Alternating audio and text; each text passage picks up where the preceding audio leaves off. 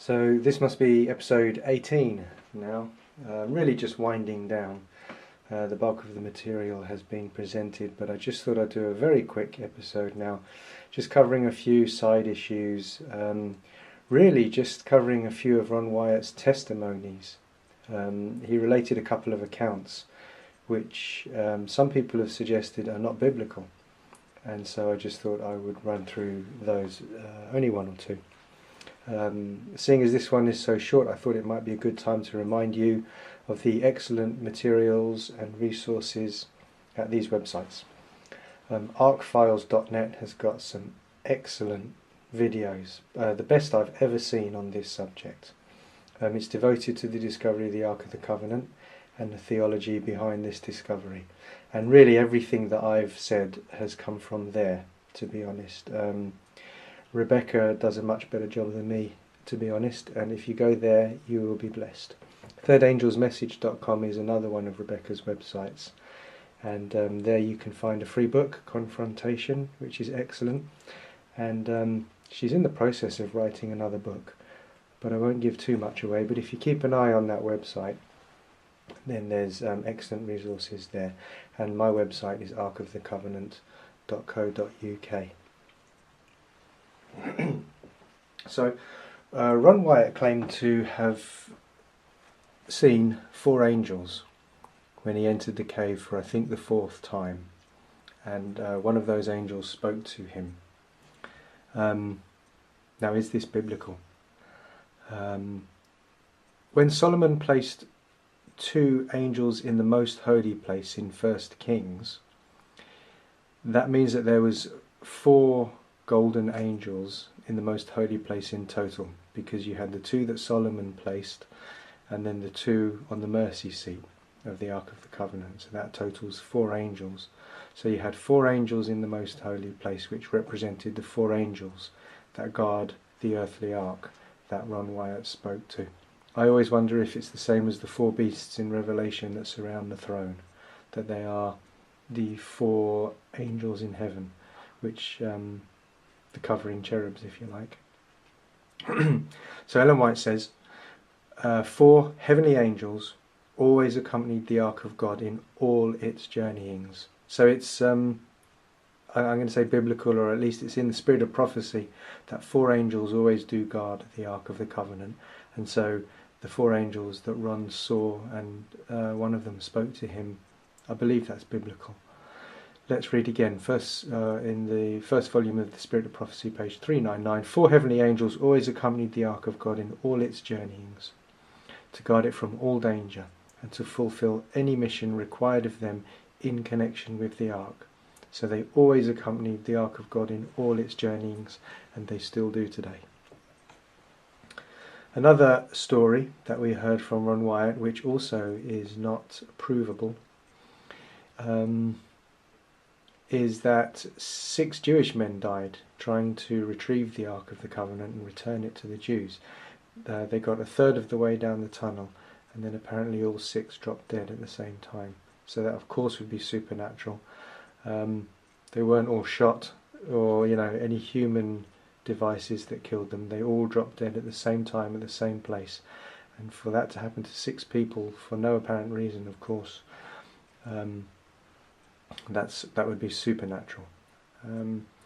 Now, if God hadn't have done that, then immediately the scriptures would have been broken, and Ellen White would have become a false prophet, because in Prophets and Kings she's talking about the Jewish men at the time of Jeremiah in Jerusalem, and when they were hiding the ark from the people of Israel and Judah because of their sins, she says it was to be no more restored to them.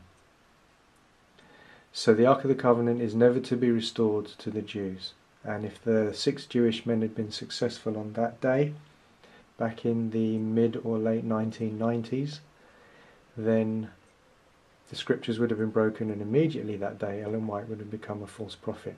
So you can see why God had to intervene at that time. And by the way, I love this quote, so I'll read on. That sacred ark is yet hidden. It has never been disturbed since it was secreted. So it's still in a cave in Jerusalem, is what she's saying. Lastly then, really, Ron Wyatt said that he met a man in the garden tomb while he was feeling very down one day, and he was really intent on giving up his excavating. And he said that at the site of the excavation in the garden tomb, he met a man who he thought might be Jesus. Some of the critics have claimed that that's impossible because Jesus is confined to the most holy place of the heavenly temple. And I understand that he is ministering in the most holy place of the heavenly temple, but I don't believe that means he's confined to it, and it's impossible for him to leave it. We know that in 31 AD he ascended to heaven and he started to minister in the temple, in the holy place. But he still wasn't restricted to that. When John was writing the book of Revelation, he came in person to the Isle of Patmos and visited him. He also came to Paul and visited him in person, face to face. So let's read. Ellen White says, "In the days of the early Christians, Christ came the second time. His first advent was at Bethlehem, when he came as an infant.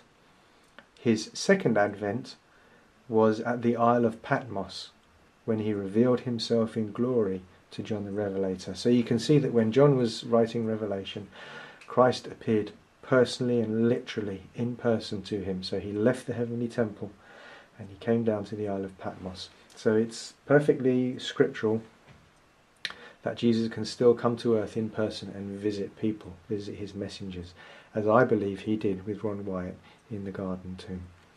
Ellen White again writes, this message Christ came in person to the Isle of Patmos to present to John. So it wasn't just a vision or a dream that John had that he saw Jesus, or he saw Jesus in the heavenly temple, or that the heavens were opened up and he saw Jesus in the heavenly temple, or anything like that. It says that Christ came in person to the Isle of Patmos to present the book of Revelation to John. The same happened to Paul. It says, Paul, a Pharisee, who since the ascension of Jesus had met him face to face and had talked with him, and had also seen him in vision and the nature of his work in heaven. So Ellen White's kind of making 2 points here. One, that Paul did see Jesus face to face, in person in other words, and actually talked with him. And she's saying that this was not a dream or a vision or anything like that, because then she says, and had also seen him in vision. So she couldn't have been referring to him in vision in the first part of the sentence if she then says, and had also seen him in vision in the second part of the sentence. So I think those things are perfectly biblical. I haven't yet come across anything in this discovery which is unbiblical. And of course we've presented a lot of evidence that it actually has to be biblical. And I'm referring to Hebrews 9:19. So in the next episode then, it's the last episode, and we're just going to tie up a few loose ends and perhaps answer a couple of questions and pose a couple of questions.